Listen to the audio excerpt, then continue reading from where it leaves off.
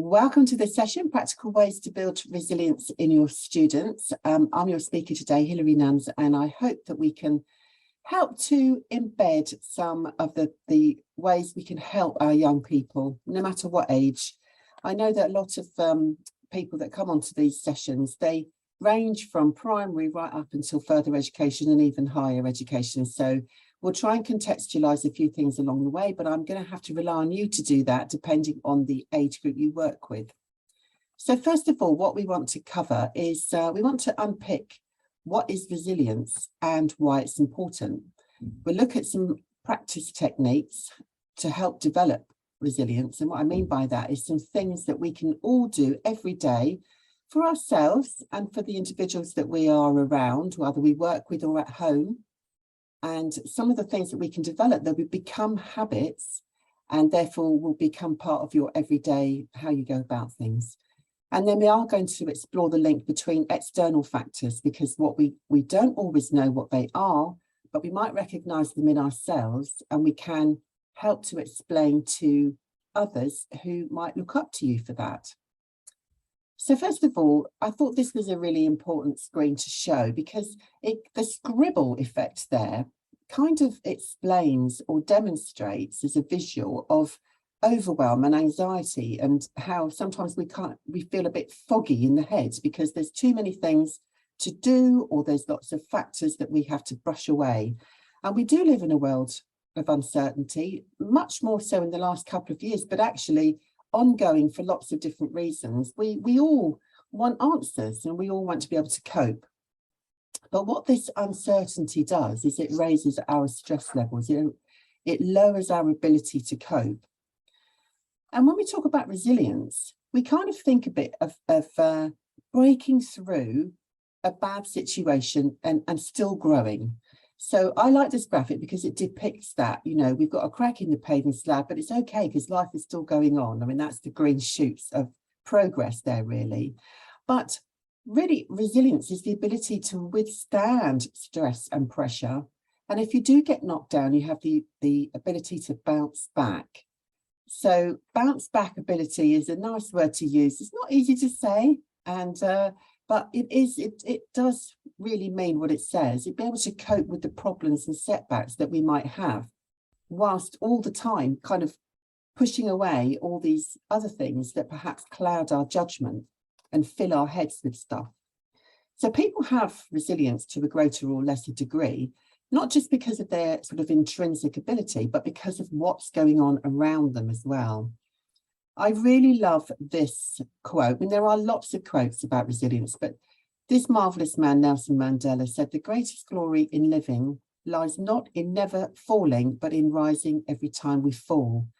So when we get knocked back, or when things get in the way of success or in the way of personal happiness, we have to realize that it is okay to feel that way, but it is also possible to bounce back. It's one of my favorites.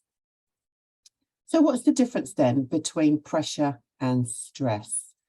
We use these words all the time, and sometimes they're used out of context or out of the valid way of using them in our conversations. Because if you're under pressure, it means you're juggling a lot. And let's face it, we all do juggle a lot, especially those of us in education. And if we're under pressure, we've got deadlines to meet. We might feel that we're overwhelmed by the amount of work that we actually have, but some pressure is quite good.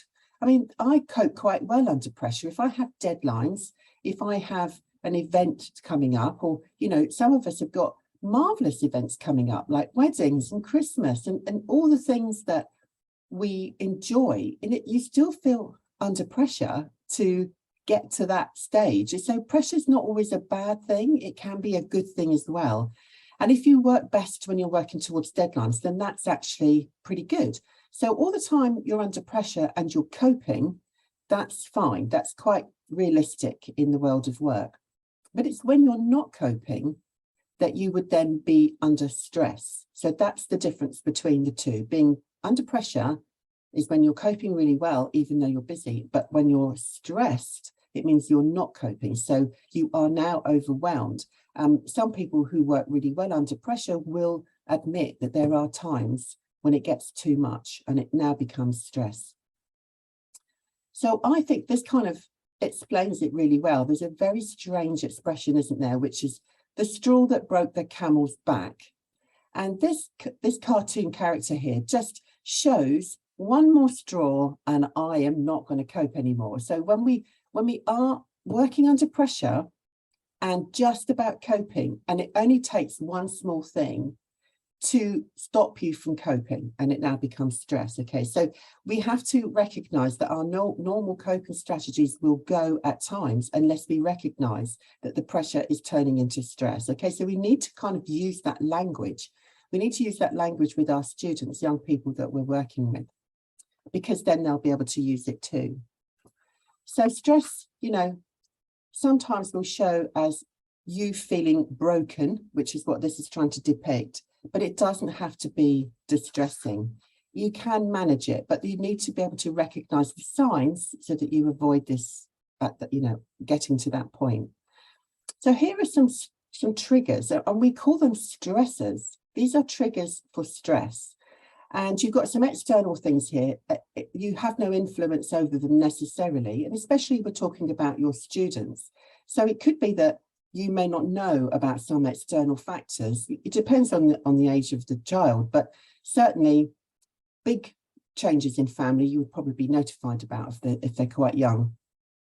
But if you've got pressures, got exams coming up, you know, changing in classes and teachers and everything else, it could be friendships, groups that the young person is not dealing with it well, and it's something within their world which is impacting on them. So where they might be able to cope quite well normally, they are having to deal with these other things. So that's external factors. And the internal factors is this worry that goes on inside. It's this feeling, it's chronic, which means it's severe, triggered by the factor. And what happens then is that individuals can become very pessimistic. They worry. They only think about the bad things. They don't think about what's going well. They only think about what isn't going well. And as humans, we're all like that. And so then it starts this negative self-talk. And it's very strange how, the dependency on social media, all the algorithms, if you stay and watch or look at something on your feed, you're going to get much more of that on your feed. And this then sort of exacerbates this pessimism all the time and the negative self-talk. And then we get this overgeneralizing. So these are triggers for stress. The stresses are the external factors, which then turn into the internal concerns. This is the bit that you can't control yourself. And alongside that, we have all these external signs and symptoms. So cognitive, emotional, physical, and behavioral. And you can see from this that in class, if you've got some young people that suddenly switch and they are becoming a changed child, a changed student, that they are behaving in a more irritable fashion with you, and they aren't enjoying being in class, and whereas they may have used to. And it may be that you notice within them that they are not able to concentrate now and they're losing the plot, for want of a better expression. And there's physical symptoms. You can't know that, but if you're having a conversation, or if a young person is feeling stressed, then they will know that their heart is beating faster, and they may feel upset or tired, and they may tell you that they're not sleeping well. They are very impatient and they've got anger outbursts, and so you can tell.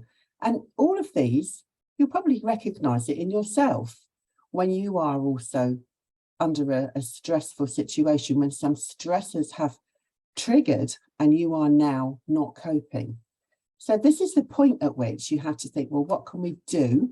Not to help just to stick a plaster on it, but certainly to help to overcome some of these things. So some of the things that when I've spoken to young people about what was the bodily change that they felt suddenly was when they were feeling upset. And these are some of them. I think if you are in the position of being able to talk to the individuals, you can ask them to recognize in themselves what that moment felt like when they knew that they weren't coping. I mean, this is great for anger management as well. So that moment when you switched from being in a calm state to feeling very stressed or angry.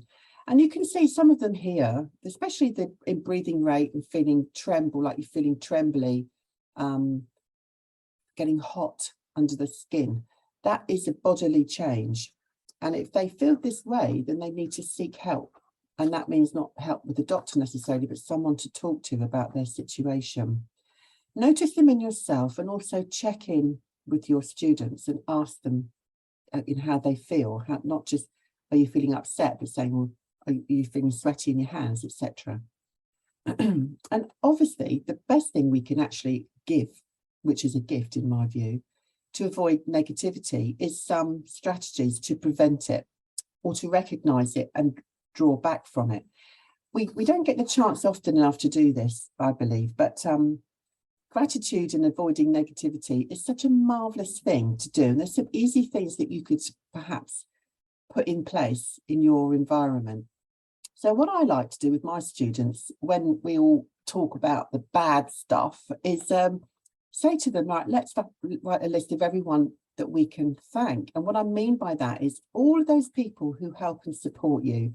So try and focus on the good things, not just family, it could be friends, it could be someone at, if you're in a club somewhere, or a teacher, or it could be anybody. Write a list of everyone that you could thank for helping you to do whatever it is that you do. It could be friends at school, family. And for the younger kids, it could be inspiring characters. And, not even the young ones. It could be that they've got someone that they like on their Instagram feed who's an Instagram star, who's very ambitious and is extremely motivational. It could be those sorts of people that you think, oh, I like listening to them because they fill me up, and then think about, well, how can you thank them? How can you thank them? If it's a child, someone small, they might want to do a special picture for them and maybe give it to them. But if it's an inspiring character, they can't. They could just maybe write them a letter and say thank you. Anything like that. It's using thank you as a means of gratitude and recognizing that other people do support you. I quite like that. The other thing is starting your lesson with telling everybody in your group something that made you smile today. Because if you start the conversation going, you can say, well, this made me smile today, and tell them, and then say, well, what made you smile today? It doesn't have to be long. You can have just a few minutes on that kind of uplifting conversation, and it is a really good place to start. So you could say, right, this is what made me smile today. I'll go first. Now it's your go, and ask your students to tell you. Now, there are 5 ways to well-being. This is probably, there's more in this than I can cover today, but just for a get-go, for a starter, you can have a look at these 5 ways to well-being and what are they, and think about what you could do for each of them. So they're color-coded here. We've got purple, pink, yellow, green, and blue. And the actual way that it looks here is that you'd use a connect opportunity, an activity, take notice, or something that you can pick out that's marvelous. Keep learning. You talk about the next things you're going to be working on in class, or interesting things coming up, and give, which could be time, could be energy, could be certificate, could be anything.